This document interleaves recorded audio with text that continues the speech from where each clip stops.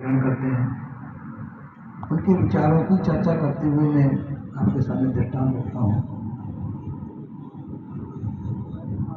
कहते हैं कि एक समय की बात है, एक राजा ने यह कहा कि मैं थक गया हूँ, मैं अपनी जगह पर कोई दूसरा राजा नियुक्त करना चाहता हूँ। पूरे समाज के सामने अपना प्रस्ताव रख दिया उसने। अब समाज ने जब ये बात सुनी तो हर व्यक्ति के मन में यह आया कि मैं राजा बनूंगा।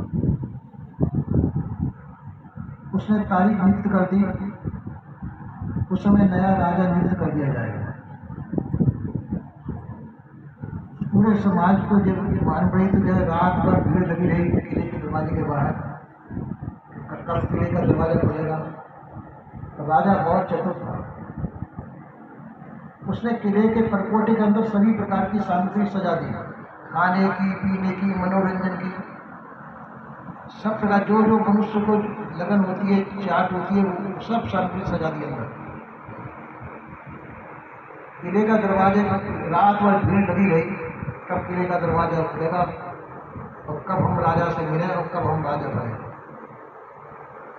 राजा ने सबके बीच में अपने राज सिंहासन लगा दिया कि जो सबसे पहले मुझे मिलेगा आकर के, उसी को मैं राजगद्दी को बता दूंगा। तो जैसे फाटक खुलता है, भीड़ अंदर घुसती है, अंदर कोई गिरता है, कोई कुचलता है, भीड़ अंदर घुसती है। तो सब जो खाने पीने का सौदा रखा हुआ था, तो कोई खाने में लग गया, कोई पीने में लग गया, जैसे जिसको जो जो शौक था उस शौक में लोग लग गए। कोई जुआ खेलने लग गया, कोई गाना बजाना सुनने लग गया, जिस जिसको जैसा भी प्रकार का वो शौक था उसमें लग गया। आगे चलता है तो इसी प्रकार से पूरा दिन उसका बीत गया। पूरा दिन मनुष्य का इसमें बीता कि खाने पीने उसमें सब पूरा दिन घुमा दिया। शाम होने पे आई, टाइम समाप्त हो गया, राजा के पास अभी तक कोई नहीं पहुंचा। एक किसान था, हल जोत के आ रहा था। उसकी पत्नी ने कहा कि अरे आप राजा से मिलने नहीं गए, अब तो कोई राजा बन गया होगा।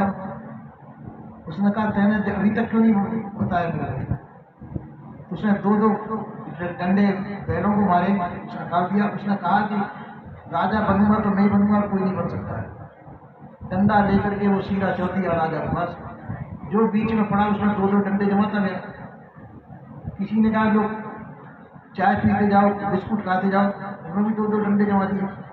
या डंडे के सामने फिर कोई नहीं पड़ा। सीधा जाकर के वो राजा से मिला। शाम होने पर आ गई थी। राजा ने सिंहासन से उठ करके उसकी गद्दी को हटा दिया और घोषणा करवा दी कि राजा बन चुका। अब जो सुबह से आके लगे थे, उन्होंने कहा अरे अभी तो सुबह से लगे हुए हैं, ये एकदम अभी आया अभी राजा बन गया। तो वहाँ विद्रोह होने लगा। तो वहाँ पुलिस की व्यवस्था थी, पुलिस की व्यवस्था से विद्रोह शांत बन गया। इसी प्रकार से हम सभी लोग अपने कल्याण के लिए आते हैं। कल्याण की भी राजगद्दी हमको सबको मिलनी चाहिए। कल्याण हम लोग हर व्यक्ति चाहता है। पर जब संसार के विषयों में फंस करके हम कल्याण को भूल जाते हैं,